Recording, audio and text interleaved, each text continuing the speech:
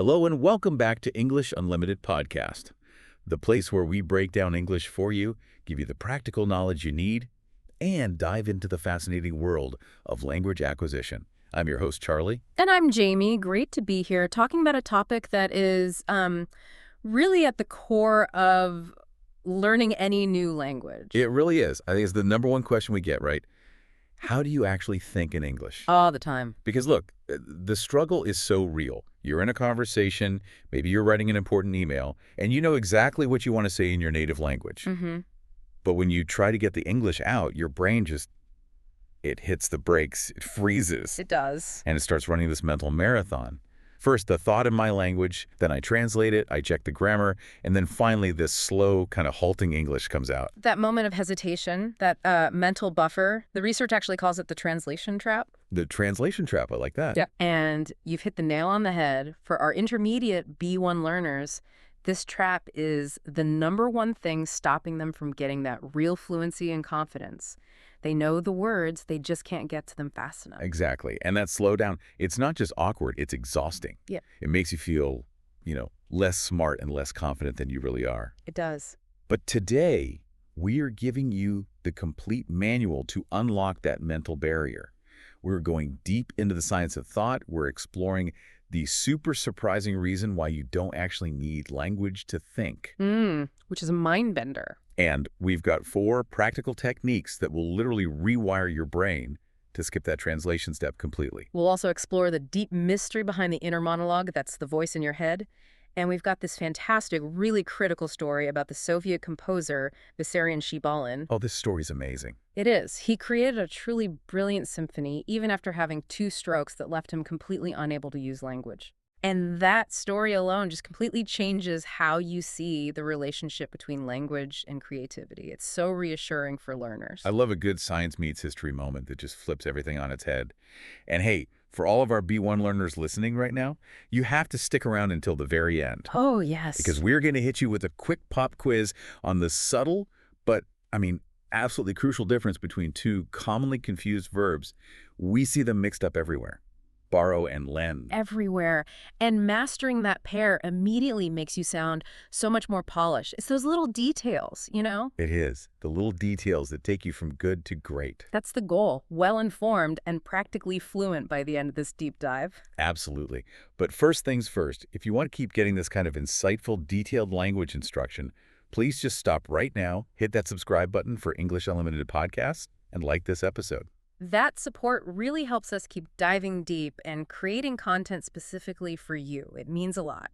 Okay, let's start with the big one, the translation trap. We know it slows us down, but let's break down exactly what that multi-step kind of agonizing process looks like. Yeah, let's do that. So listeners can really identify it and then, work to break the cycle. Right. The research calls it the 3-step process. And you should think of it like a very slow internal relay race that your brain is running every single time you try to speak. A relay race, okay. So step 1, you hear or you read an English phrase or a question. Step 2, your brain automatically takes that English, runs it through a filter, and translates it completely into your native language, your L1. Okay, so far so good, but I can feel the slowdown coming. It's coming, because step 3 is where you formulate your perfect, grammatically correct reply, but you're still thinking in your L1. Still in my home language. Exactly. You're checking it for nuance, for cultural context, and then your brain has to translate that fully formed thought back into English. Wow. And then finally you speak. That sounds utterly exhausting.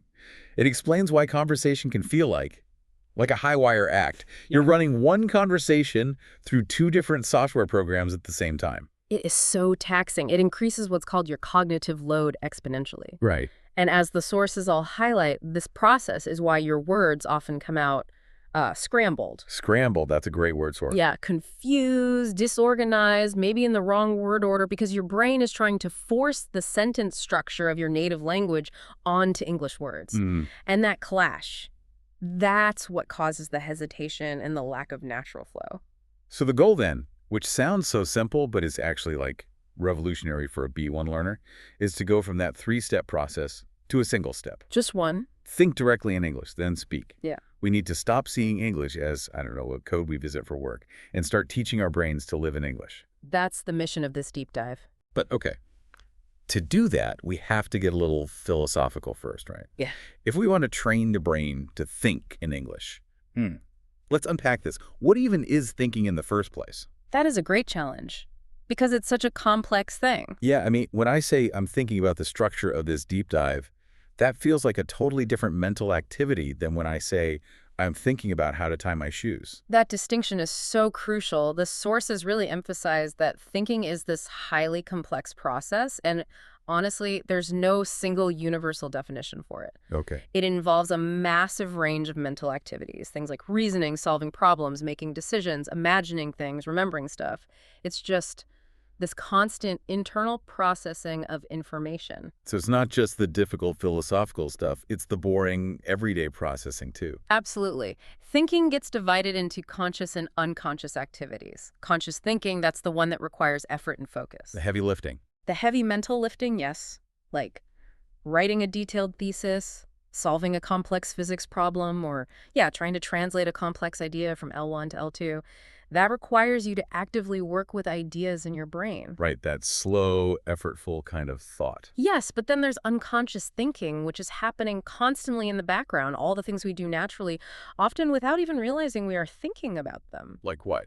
Well, blinking your eyes, regulating your breathing, keeping your balance while you walk, or giving an instant reply to a simple question like, "How are you?" You don't think about that, you just say it. Exactly. And that's a great distinction because it makes you realize that if your brain can instantly handle complex physical movements without using conscious language, maybe, just maybe, speaking English fluently can become one of those unconscious actions too. Oh, I like that.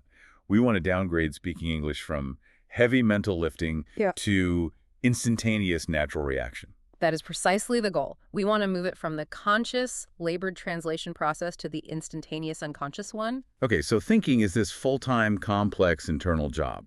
So let's get to the real mystery. How much of that process actually relies on the specific language we're speaking? Right. And this brings us to a deep historical and scientific debate. Does language limit our thoughts? For centuries, some really influential thinkers believed that if you didn't have the words for an idea, the idea itself couldn't really exist in your mind in a meaningful way. I think I can kind of follow that logic. Like, if I don't have the word to describe a subtle emotion, maybe I can't fully process that emotion in my own head. That's the idea. It goes back to philosophers like Ludwig Wittgenstein, who famously said, "The limits of my language mean the limits of my world." Wow, that's a heavy statement. It is. And another philosopher, Bertrand Russell, argued something similar, that language is just fundamental for forming complex, abstract thoughts. So this view implies a really close, almost dependent relationship between having the word and having the idea. Okay, wait, let me challenge that for a second. From the learner's perspective, if I don't know the English word gregarious, does that mean I can't understand the idea of being sociable and outgoing? Because I can definitely feel that idea, or I can see it in a person, even if I only know the word in my own language. That is a brilliant challenge, and that is exactly where modern science steps in and gives us a really profound clarification, and it's great news for language learners. Okay. Neuroscientists have done all these imaging and lesion studies, and they show that the parts of the brain responsible for language processing, for reading, speaking, grammar, are actually separate from the brain regions that handle these core cognitive actions. Okay, let's unpack that. What are these core cognitive actions that don't need language? Things like spatial planning. You know, navigating a room without bumping into things, remembering events, making moral decisions, and performing complex, nonverbal reasoning tasks. Like what? Like composing music or solving a math problem once you already understand the logic. The thinking part is separate from the language part. And this is where it gets really interesting, right? Because the proof that thinking exists without language comes from people who, well, lose their language. Precisely. The most compelling evidence comes from patients who suffered severe brain trauma or strokes. This can lead to a condition called aphasia, where the ability to use language reading, writing, speaking is lost or critically damaged. Which sounds devastating. It is, but these patients have been shown to still be able to solve highly sophisticated math equations or perform complex reasoning tasks. The thought is still there even when the words are gone. That is incredibly reassuring. It proves the brain has these non-linguistic blueprints for understanding the world. And this brings us to that crucial, beautiful historical detail, the story of the Soviet composer Vissarion Shibalin. Yes, tell us about it. So Shibalin suffered 2 severe strokes in the early 1950s. These strokes cause profound aphasia, essentially destroying the language centers of his brain. He lost his ability to use and process Russian, his native language. I mean, losing language must feel like losing your connection to the world. You'd assume that the ability to do something as complex as composing a symphony would be the first thing to disappear. That's a logical assumption, right? That's the Wittgenstein view. But Schabelin, despite this complete loss of verbal language, was able to complete his highly complex and acclaimed Fifth Full Symphony. No way. After the Strokes. After the Strokes.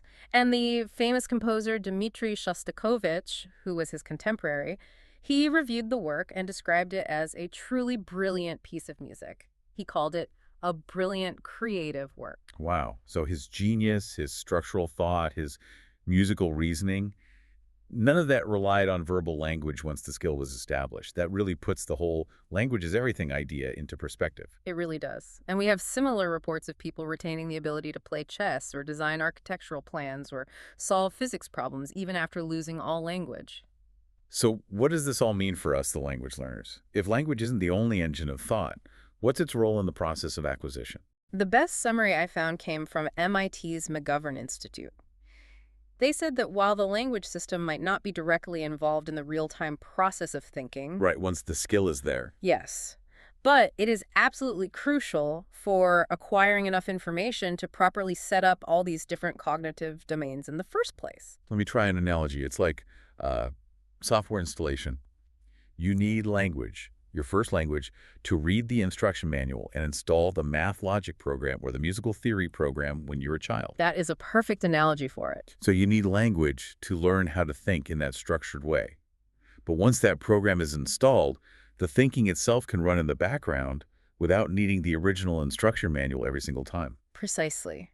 You use language to build the framework, but once the framework is there, the brain uses faster, nonverbal ways to operate inside it.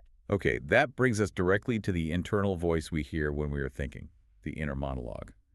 If language isn't always needed for thought, why do some of us hear ourselves talking in our heads all the time? This is the second great mystery we have to tackle, because it's the voice we want to train in English.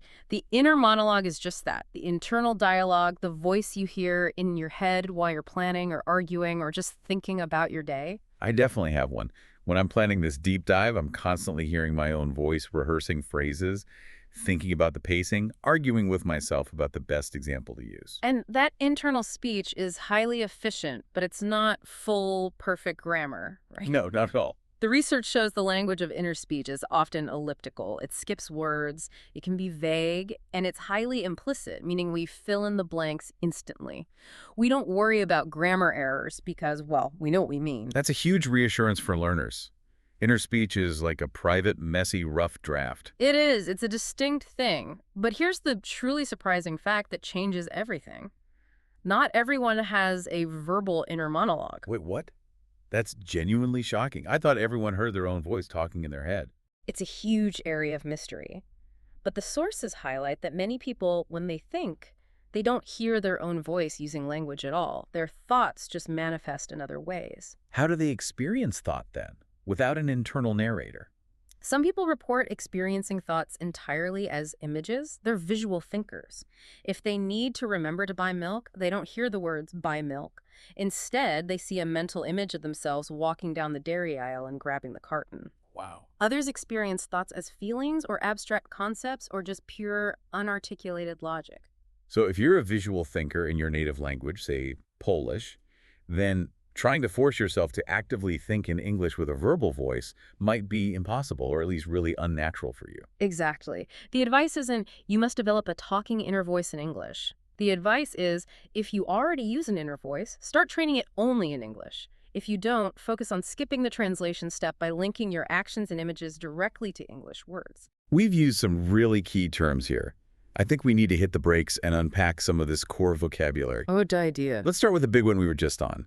The first one is that concept, inner monologue. It sounds so philosophical. How do we explain this simply for our B1 learners? Okay, the inner monologue simply means the silent conversation you have with yourself inside your head. It's your own private voice, the narration of your life that only you can hear. Okay, perfect. Let's hear some examples. Sure, let's loop it. The speaker prepared for the debate by carefully rehearsing her arguments in her inner monologue. I was stuck in traffic, so I used my inner monologue to plan my dinner menu. My dog was just staring at me, and I tried to guess its inner monologue. It was probably just, food, no, good human. Huh. That's great. Let's try a quick role play. We're planning a weekend trip. What's your inner monologue saying? Okay, so I'm thinking about going to the mountains, but I'm hesitating. Why? What is your inner monologue telling you? My inner monologue is having an argument with itself. One part is saying, go to the mountains, it'll be beautiful. But the other part is rehearsing. You have so much work to do, you should stay home. I know that argument. And what words usually go with inner monologue? What are the collocations? You often pair it with verbs like have, use, rehearse, hear. And a great one is silence-like, to silence your inner monologue when you need to focus. Okay, next one. The goal everyone is chasing. Fluency. We talked about how it's not just about speaking fast. What's the true definition? Right, we need to separate fluency from perfection. Fluency is the ability to speak or write a language easily, accurately, and most importantly, smoothly. Smoothly, that's the key. It's all about the flow, the rhythmic, effortless production of language without a lot of pauses or repetitions. It's about sounding natural, not disconnected or scrambled. So a few mistakes are okay, as long as the delivery is smooth. Precisely. Let's look at some examples. Achieving high fluency in a second language often requires years of daily practice. After living abroad for a year, his conversational fluency improved dramatically. I wish I could achieve coffee drinking fluency before 8 a.m., but my hands shake too much. I feel that one. Oh, Let's try a quick scenario. I'm complimenting you on your language skills. we go for it. You know, I'm always so impressed by your fluency. You can talk about even complex topics without having to pause. The conversation just flows so naturally. Thank you. I work on that smoothness, that level of fluency, because it lets the listener focus on your message, not your struggle. And collocations. What adjectives usually go with fluency? You often hear conversational, high, or native-like fluency, and verbs like achieve, reach, or improve fluency. Okay, our third word is one that's all over the research papers. Acquisition. Is it just a formal way to say learning? It's a little different, and it's a really important distinction for your mindset. Acquisition means gaining a skill or knowledge over time, usually naturally or subconsciously, through immersion and exposure. So not just studying rules in a textbook. Exactly. Linguists argue that true competence comes from acquisition, not just formal learning. It's the difference between learning a grammar rule, which is active study, and picking up an idiom just by hearing it a lot, which is passive acquisition. So acquisition is more like soaking it up, while learning is active work. Yes, and listening to this deep dive right now is helping your language acquisition because the input is natural and contextualized. Love that. Let's hear the examples. Okay. The study demonstrated that digital tools facilitate second language acquisition. Learning a language as a child leads to unconscious acquisition, which is often faster than formal study. My acquisition of pizza delivery menus is now complete. I know them all by heart. Let's do a quick skit about how easily children learn. I was watching my little niece yesterday. She picked up 3 new phrases just by listening to her parents talk. That rapid acquisition is incredible. It makes me realize I need to stop thinking so hard about learning and just focus on immersion and letting the language be acquired. That's the shift. And for collocations, you often pair acquisition with language, skill, or knowledge, and verbs like facilitate or accelerate acquisition. Okay, this is so useful. Now we know what thinking is, and we've got the core vocabulary. Let's move to the most important part. The practical techniques to stop translating. Yes, the how. We have to build new, direct pathways in the brain that connect concepts straight to English words, skipping that detour into your first language. So, we're essentially paving a new road in the brain. If the road back to my native language is a superhighway, how do we start paving the little dirt path to English? I love that analogy. And we're going to make that English path wide, fast, and automatic. Technique 1 is the single most effective one. Okay, what is it? It's called narrate your life. Narrate my life. Yes. If you have that verbal inner monologue, you need to train it to speak only in English immediately. So, I just start talking to myself in my head in English all day. All day. Start the moment you wake up. Instead of your usual thought, your English thought should be, the alarm is loud, I'm tired, I need coffee. Okay. When you're cooking, I am cutting the onion now, I am heating the pan. When you're driving, That car is red. I am turning left. It feels a little weird at first, but I see the logic. You're building those new pathways. You are connecting the concept of cutting an onion directly to the English phrase, I am cutting the onion, skipping the L1 word for onion completely. You're forcing your brain to operate in English. Okay, technique number 2. This one is about how you learn vocabulary. It's understanding, not memorizing. I think a lot of people fall into that trap.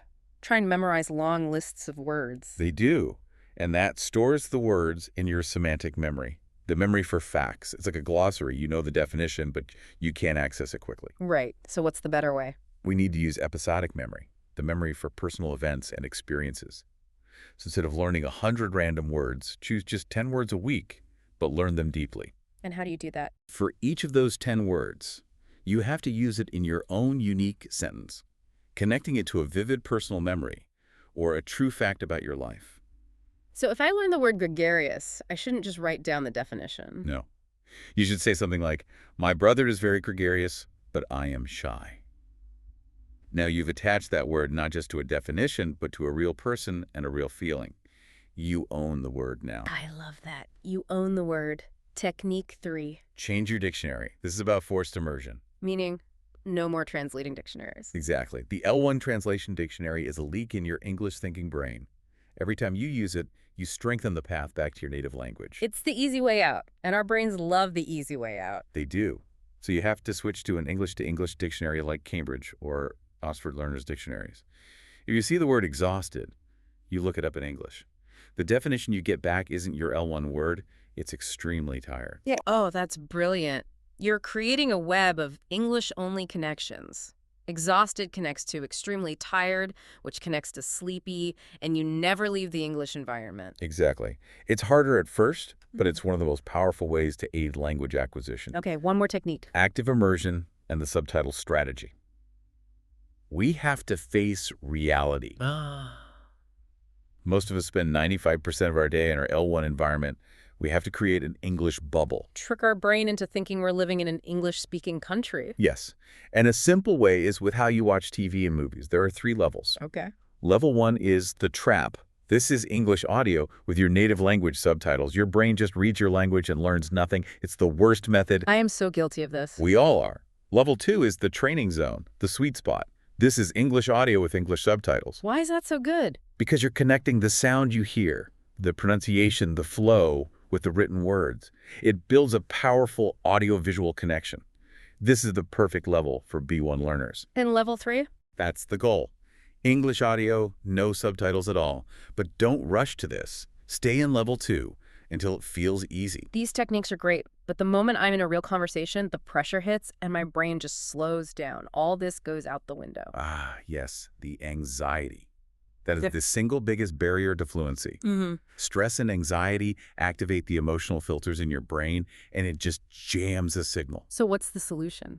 The final and maybe most important technique is a mindset shift.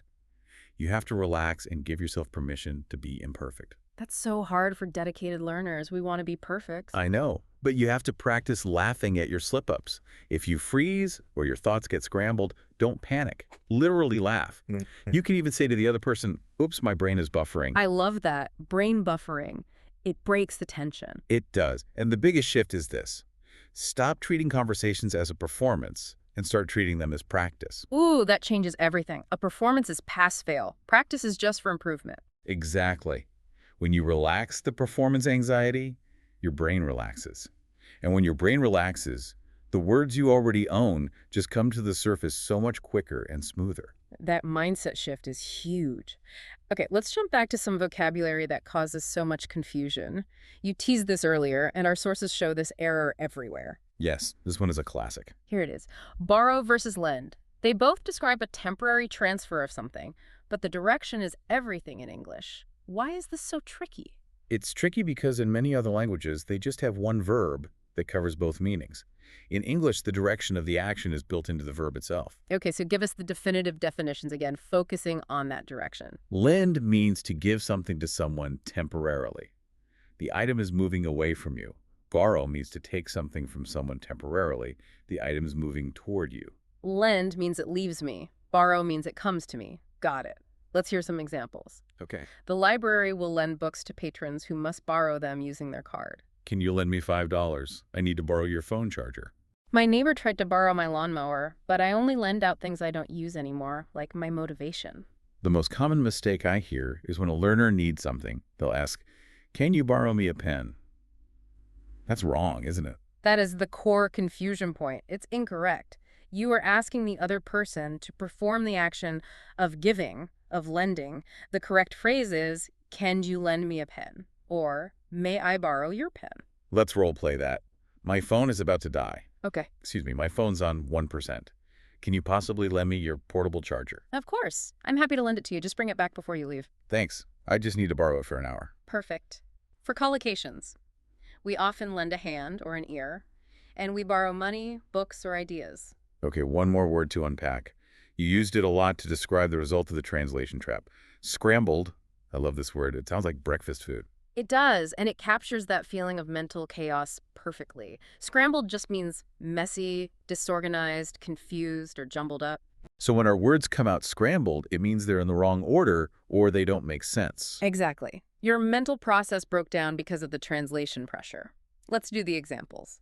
The speaker's presentation was rushed, and his key arguments came out completely scrambled. I pulled an all-nighter studying, so my notes were totally scrambled by the morning. After watching 3 tutorials, my instructions were so scrambled that I ended up making a bookshelf that looks more like modern art. Let's try a skit where I explain something badly because my thoughts are all over the place. Okay, explain why the project is delayed. So the reason is, the project manager, which is late, the delivery of the parts are late, so the whole timeline is? It's totally scrambled. I can't explain it. Okay, stop. Your explanation is completely scrambled. Take a breath and give me the simple version. Right. Relax. Stop translating. Spot on. For collocations, we often talk about scrambled thoughts, words, notes, or even a scrambled brain. Now let's move into the segment dedicated to correcting those high-frequency errors we saw everywhere. Yes, the mistakes that instantly make a learner sound less natural. First up, the big one. The make versus do confusion. I heard someone say, "I made my homework yesterday." Why is that wrong? It feels like they created it. That's the perfect way to look at it. It's a classic L1 interference error. The distinction is this. We use do for tasks, activities, and jobs. We use make for things we create, produce, or construct. So if I'm performing an assigned activity, I do it. If I'm creating something new, I make it. Exactly. So you do homework, but you make a cake. Ah, okay. Let's look at some examples. You'd say, "I need to make a cake," because you're creating it. But you'd say, "I need to do the dishes," because that's an activity. And what about mistakes? You make a mistake, because a mistake is something you generate or produce. Same with decisions. You make a decision. So back to the original error, "I made my homework yesterday," is wrong.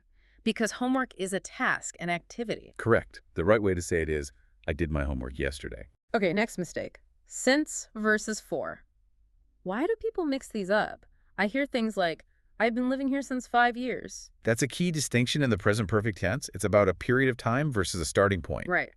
We use since for a specific starting point in time, like since 2010, since last summer. We use for a duration or period of time, like for 5 years, for 2 weeks. So the mistake, since 5 years, is mixing up a duration 5 years with the word for a starting point, since. Exactly. The correct way is, "I've been working here for 2 years." Or you could say, "I've been working here since 2021. So if you can count the time, 5 years, 6 months, you use for. If you are naming the specific moment it started, you use since. You got it. That's a rule you just have to drill until it becomes automatic. Okay, third big mistake. Quantifiers.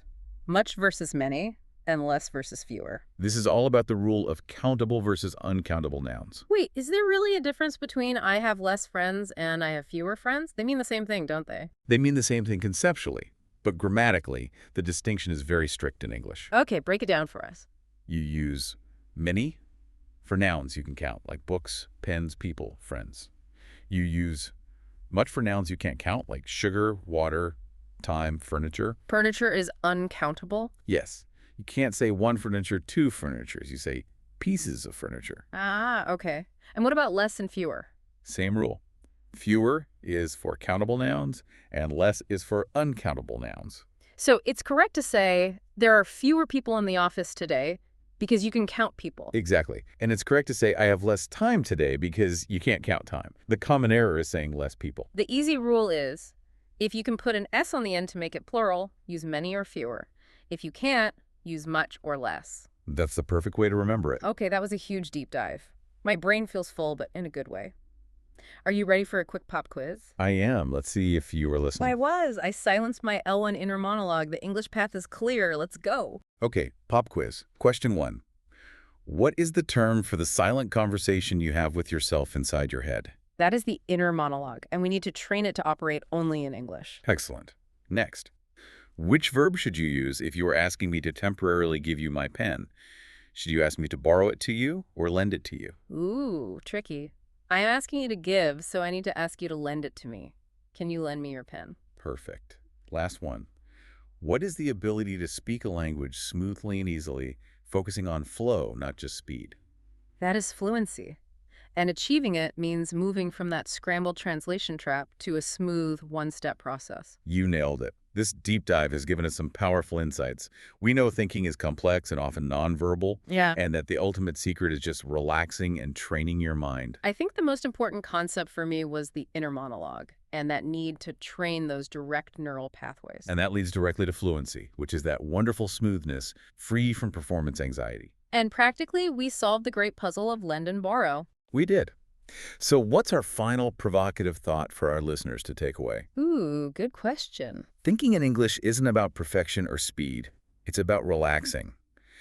The ultimate goal isn't just to think in English. It's for using English to become so natural that you no longer need to think consciously at all before you speak. Wow, that's true acquisition. That's it. Okay, for our micro challenge this week, Mm-hmm. we challenge you, the listener, to pick just one of the techniques we discussed today, either the narration technique or changing your phone language to English, and do it for the next 24 hours. Start paving that road. Let us know how it goes. And don't forget to like and subscribe to English Unlimited Podcast. Remember that practice is always better than performance. I'm Charlie. See you next time. And I'm Jamie. Bye.